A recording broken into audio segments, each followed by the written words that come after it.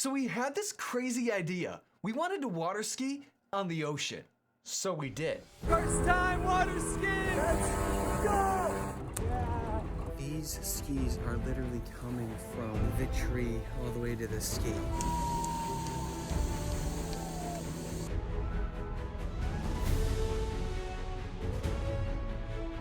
We got a new handlebar. Welcome to Project Wood on Water, pioneering the crafting of water skis in the South Pacific, presented by GoSki. Now, water skiing on the ocean is kind of crazy if you have skis, but if you don't even have skis, it's just ridiculous. We found the ocean, Here is the ocean, folks. but not the water skis. However, we were determined to water ski on the ocean despite all the odds, so we set out to build our own with the help of the islanders. We encountered a lot of variables, and there were a lot of variables. We didn't have anything except the ocean. Here is the ocean, folks. Now, nothing against the ocean, Here is the ocean, folks. but we had ministry priorities to balance. Not much time, no materials, no money. Well, actually we did, and that's because of you. Hey, if you were one of the 300 plus followers on our stream, or if you supported our trip through prayer or finances in any way, we want to give a special shout out to you. We truly couldn't have made it without you. The water skis. You helped bring water skiing to Muschu Island, and, well, the gospel too. But there were more variables. No tools, no boat, no fuel. It was even more complicated than that. We had to direct the islanders to build something they had never made before, and do so while trying to convey technical building details through a slight language barrier, which at times would get us the exact opposite result of our direction. We needed an engine powerful enough, a skipper competent enough, ocean seas calm enough, and would the scheduled boat even show up, which sometimes it didn't. Man, that's just frustrating.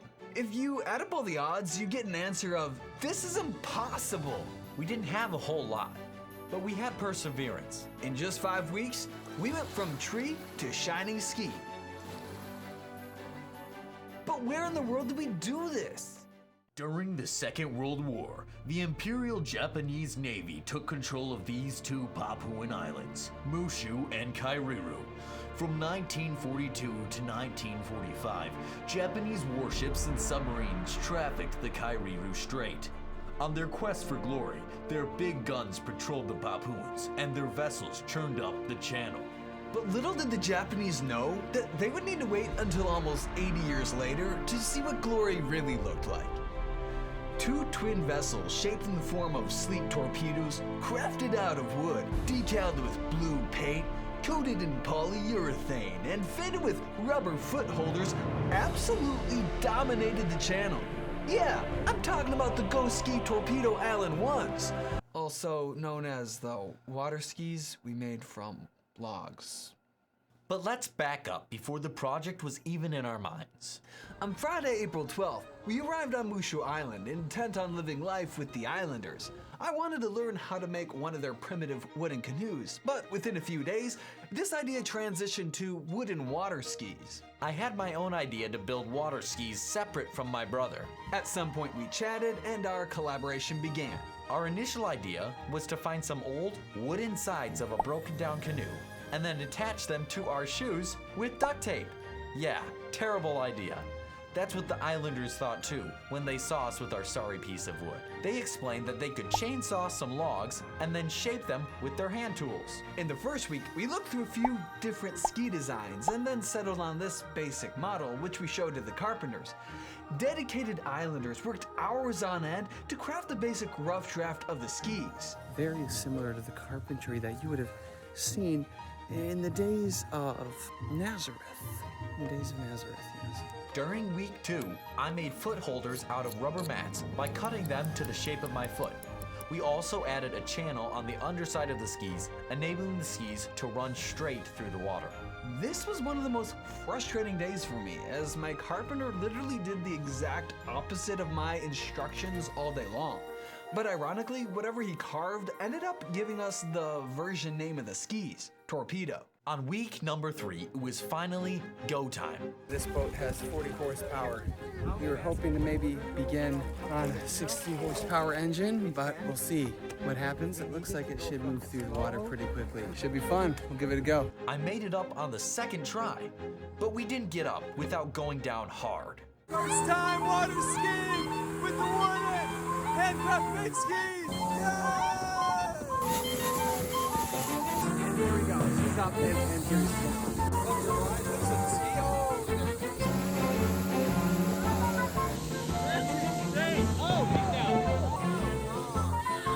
One of the water skis is my dad! looks like Dad dropped the Titanic may have sunk. Bro, some of those moves were just ridiculous. Yeah, we felt a lot, but failure is the pathway to success, as Thomas Edison said. Eventually, all 5 guys made it up, but not without a bloody experience. My brother even got hit in the head with his battery-dead drone. Man, that's dedication. Once we made it up though, the islanders were ecstatic and shouted from the shores. Most had never even seen water skis before. I even slalomed for the first time on these wooden logs. But it wasn't until the 4th week that we actually named the skis. After some sanding, painting, stenciling the GoMission logo from my t-shirt onto the skis, painting, varnishing, and painting, we determined the name, GoSki being the brand name, Torpedo the version name, the model name after Alan, our most dedicated carpenter, This is Alan. and the number 1, indicating the first ever handmade primitive wooden water skis from Muschu Island. Week number 5 yielded our final 3 runs. It was a blast to have longer and steadier runs, but we still ran into some obstacles. A skipper completely no-showed, the left foot holder on our ski ripped apart while skiing, the ocean swells were so large that we couldn't even see the boat at times while we were skiing, and my dad broke his rib. Yeah, ouch! But it was all worth it because the ski project proved purposeful in at least 4 distinct ways. 1, they worked. We actually skied on our DIY water skis. 2, we advanced our pidgin English through immersion. 3, we built relationships with local unsaved men, which led to gospel conversations. And 4, we brought Bibles to a large Catholic high school. Now, what does water skiing have to do with Bible distribution? We had just 3 days left on the island, and I had asked my dad to call a skipper to get a 3rd water ski run in before we left.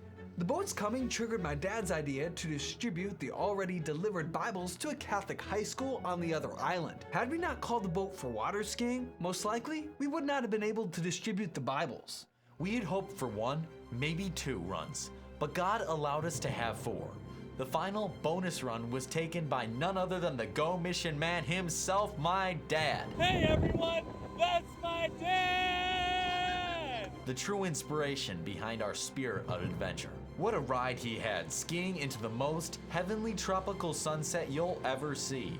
On Friday, May 17th, we hung up our skis, said our goodbyes, and that was that. From the side of the sea, we took the wood to the water, and we never gave up. We wanted to water ski on the ocean. So we did.